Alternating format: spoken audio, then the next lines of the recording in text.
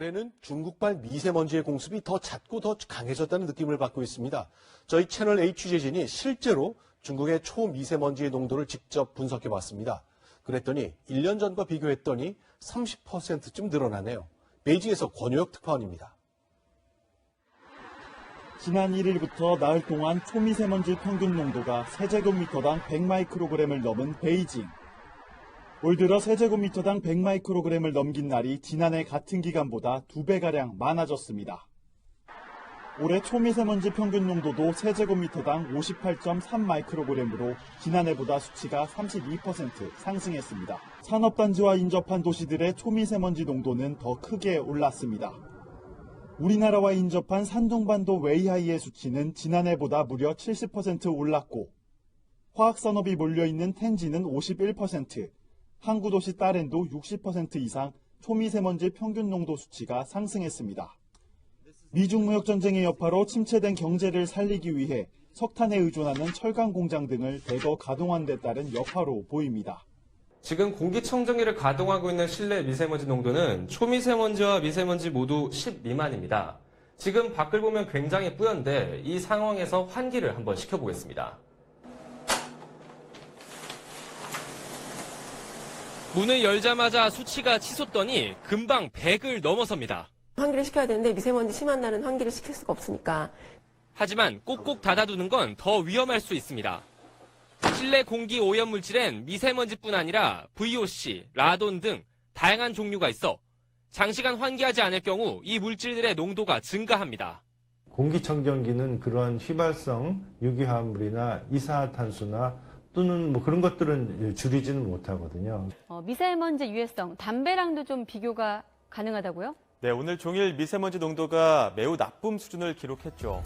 만약 오늘 같은 날 1시간 동안 야외 활동을 했다면 담배 연기를 1시간 20분 동안 마신 것과 같고 디젤 승용차 엔진을 켜놓은 차고에서 3시간 40분 동안 매연을 들이마신 것만큼이나 우리 몸에 해롭습니다.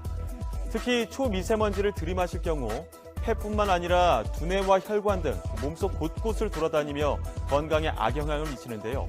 게다가 한번 몸속에 들어온 초미세먼지는 배출되는데 최소 일주일이 걸린다는 연구 결과도 나왔습니다. 그렇다면 미세먼지는 구체적으로 어떤 질환을 유발할까요?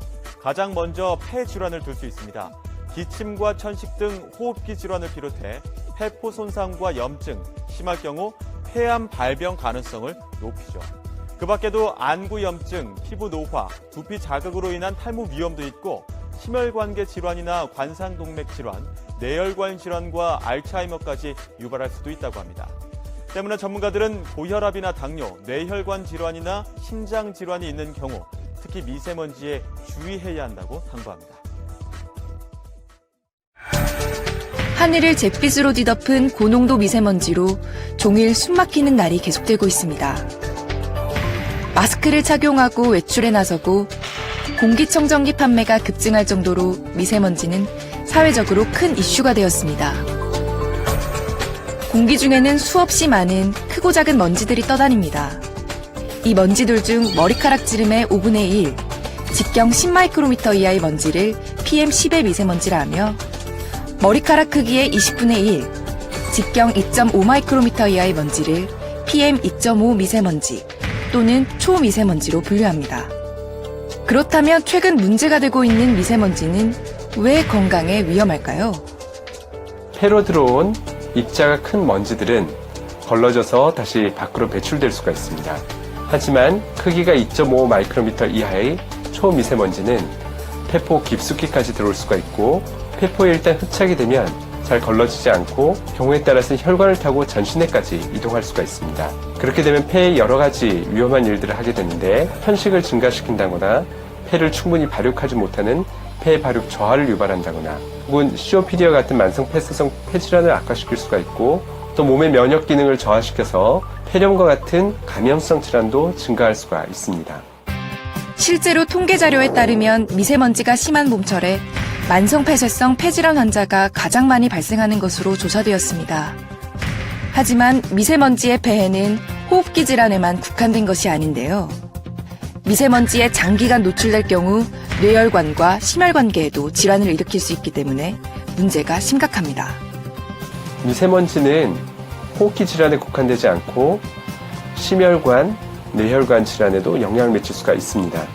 대표적인 심혈관 질환으로서는 심부전, 관상동맥 질환, 심장으로 인한 급사 등이 미세먼지와 연관이 있는 것으로 알려져 있습니다. 또한 대표적인 뇌의 퇴행성 질환인 알츠하이머병, 치매라든가 파킨슨병과의 연관성에 대해서도 계속 보고들이 나옵니다.